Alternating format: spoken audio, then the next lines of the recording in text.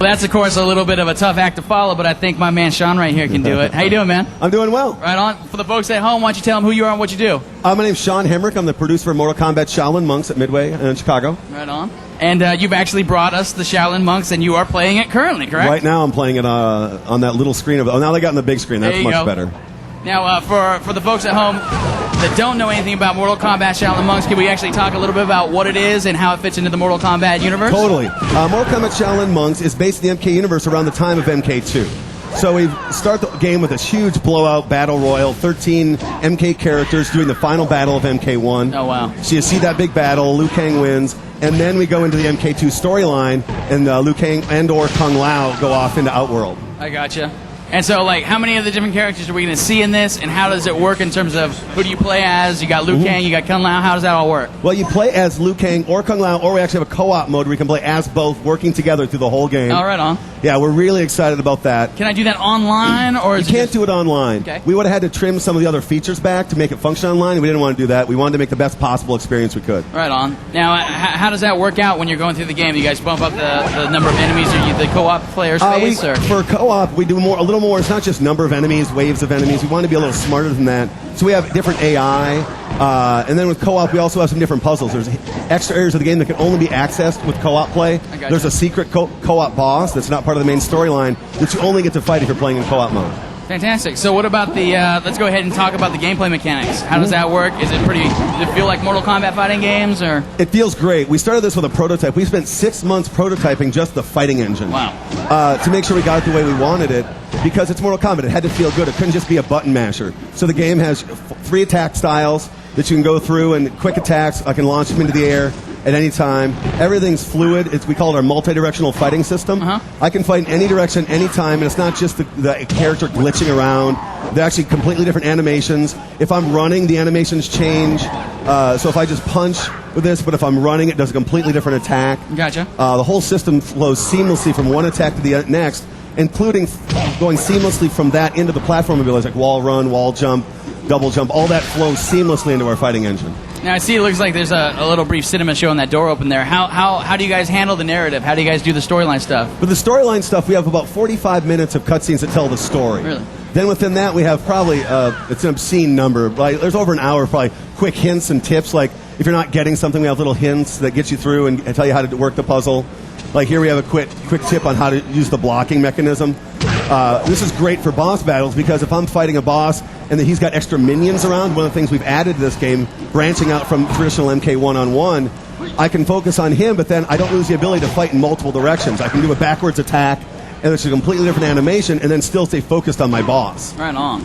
Now, what about the boss battles you mentioned? Yeah, am I going to go up against Goro? Am I going to go up against Shao Kahn? We had a blast doing all the boss battles. One of the ones that you play here in the demo right on the E3-4 is Baraka. And we've done a lot of things with the boss battles to like really blow them out. So like Baraka starts with traditional, okay, here's a one-on-one fight. Well, then we go, okay, you beat that part. Now Baraka gets mad. He takes some monks that he kidnapped earlier that saw in the story, throws them at you. They're running around on fire, and it's another hazard while you're fighting Baraka. Oh, wow. Then he gets mad again and goes over, and you got to do a projectile fight with him. Then he gets mad again and goes berserk, and it's all weapons-only fight. We do that with all the boss fights. They have different things. Like Reptile, you have to fight this enormous snake, the largest snake we've ever seen in a video game, before you can even get to the Reptile fight. Neat. What about the different modes you got in there? Of course, you got the single-player storyline stuff. What else you got? We have the single-player storyline. We have the co-op mode. We also have a versus mode. Originally from a bug, you were able to hit your buddy in co-op mode, and in fixing that, we're like, God, this is actually kind of fun.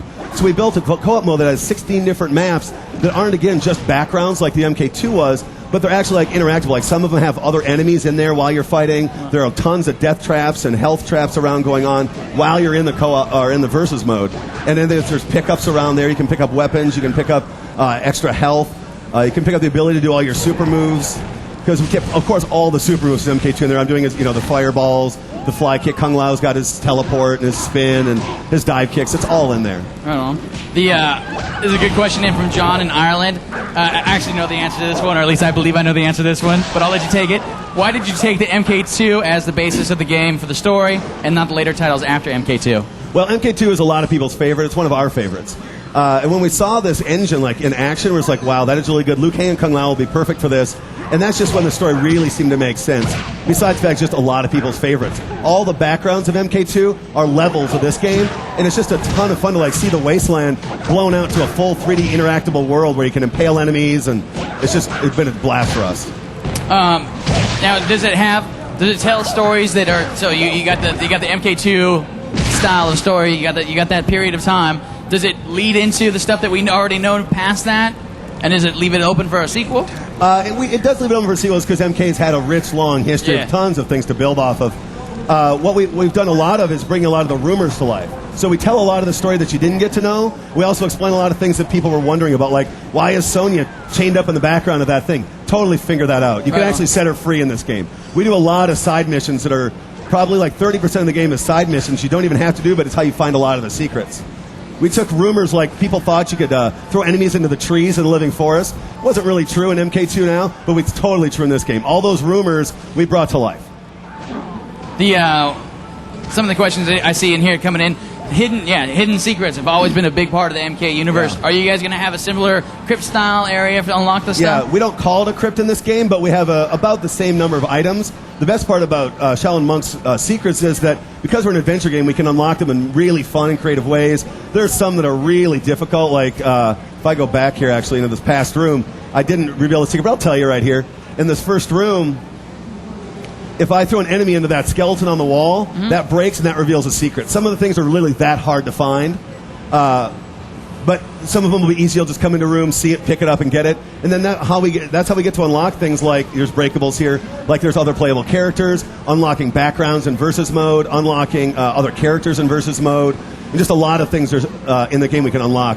Extra fatalities. There's just tons of those. So is there any difference between, and actually, can we talk about the different versions you're going to have? What platforms will be available for and when it will be available? It'll be available on the PS2 and the Xbox in September, both in America and in Europe, all simultaneous. Any difference between the two versions? Not much, but Xbox has some natural things it does better. There might be a secret or two that we're going to vary between the two, an unlockable or something like that. We're talking about doing specific per platform, but right now we're not confirming any of that. Now, any secrets you can share into the way of the world of the Shaolin Monks? Are we going to see any portable version of this? Are we going to have any PSP gaming on the go? We really like the PSP. The MK team, we're big fans of it. We're doing Deception for the PSP for this fall right now. So we've talked about it, but we're not committing to doing it just because we don't want to take any time away from our doing this game as it is to make sure this is as good as it could possibly be. Here's one of the cameos from Johnny Cage. There's probably 30 MK characters at various points in this. The good guys help you, the bad guys are the enemies, It's fun to work with Johnny Cage through some different missions. Now, about did you guys go back and did you guys get all voice talent, right? We got original voice talent. It was actually very hard to track some of it down. Like the original guy, Shao Kahn, we found him in Northern California somewhere. He actually was like a karate instructor or something. I'm not even sure what he does. So we found a lot of the original voices. Ed does his original voice. Ed Boon does his voice that he did in the MK2. Other than that, for people that didn't have their traditional voices, we got professional voice actors to do a lot of those voices. So you'll notice a huge step up in the voice quality for this game. And so, are you talking about when you say voice actors? Like, are we talking about the original Sonya? Are we talking about? For the original Sonya, we didn't get her specifically. But like the original Liu Kang voice, actually the exact same audio calls are in there. Oh, really? It would have been a little repetitive for a game like this because it's so much longer. You would have heard it a lot. Right. So we had to beef it up with some new actors and some additional stuff, but most of it's still in there. How does the breakdown work in terms of gameplay between the actual puzzle solving and the actual combat? Well, what we think we've done great is we liked our combat system so much, we made it our puzzle system as well. So instead of going into a room and like, okay, here's the puzzle, I got to grab this handle, slide this thing over here, put it in front of this hole, and it stops the invisible penguins from coming through. Instead of something crazy like that, we have like barriers. You'll notice there's a broken wall, and you'll get some hints, and I'll use the fight system to actually throw an enemy through the wall. We wanted the player to feel they were making the achievements, and they were doing the thing. So like, you have special attacks like do the throw, so you actually make the thing happen instead of the game kind of doing it for you. We wanted the player to feel. So a lot of our puzzles are based on the fight engine and like, okay, here's how you know how to throw an enemy in the air. Now, throw an enemy into the air in order to impale them on these spikes, and then you can jump on their dead body and move on. Nice. Daniel Maya in Redmond, Washington wants to know, so with the new fighting system, are there any counterattacks?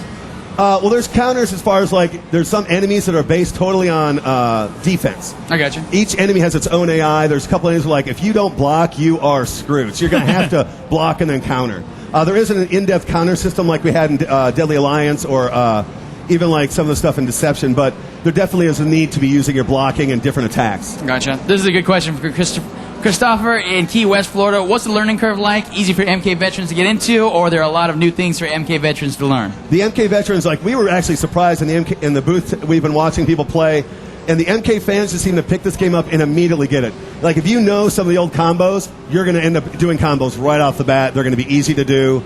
For the average player, it's also pretty easy to pick up. We really wanted to make the average player able to pick this up and go. The MK people are going to pick it up a little faster because we've kept a lot of the things the same and a lot of things working smoothly together with the old system. Right on. This is a good question from Andrew Fitzpatrick in Winchester. What kinds of fatalities are there, classic or new? Well, here's a great example. I'm just about to perform a fatality. We went through a lot of pain to make sure it's easy to do fatalities in this game. There it is. I can see on the TV, so I know what I'm doing. So we actually teach the player how to do fatalities, because I think a lot of people weren't able to do them in the old Mortal Kombats. So you see a lot of the fatalities. Here's one that's actually an homage to an old Mortal Kombat fatality. And we did a lot of them, have got the old fatalities in and then brought them to 3D and modernized them, and then there's a ton of new ones as well. Fantastic. I got to wrap it up. Is there anything you want to say before we go? Just enjoy the show. Tell your friends. We'll have a good time. Fantastic. Thank you so much. Thanks for having me. All right, we're going to go ahead and take a look at some more of the action from the E3 2005 show. So without further ado, take it away.